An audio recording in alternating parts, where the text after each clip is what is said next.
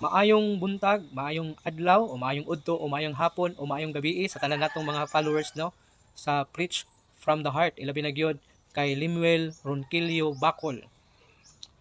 Buot lang na kong tubagon ang imuhang pangutana igsuong Limuel Ronquillo Bacol nga imuhang gikomento diha sa ato ang comment section.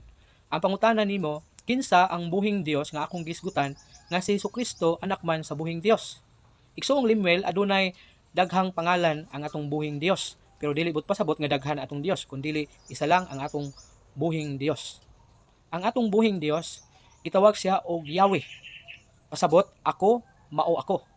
Gitawag siya og Jehovah. Buot pasabot, ang Dios nga walay kausaban. Gitawag usab siya og El Shaddai.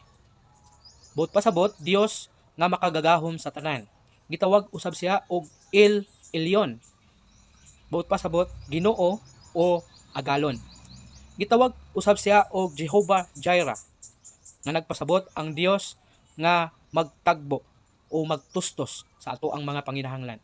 Gitawag usab siya og Jehovah Rapha, ang Dios nga mananambal.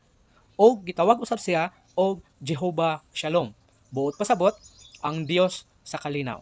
So kana lang ang ako ang matubag sa imuha, unta natagaan nako og sakto nga tubag ang imuhang pangutana.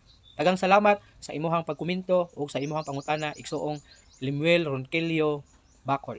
Og daghang salamat usab sa tanan natong mga followers nga padayon nga nagsuporta sa ato ang page na mao ang Preach from the Heart. Kini si Pastor Rolly Espanto. Dalay ko ng Dios. God bless everyone.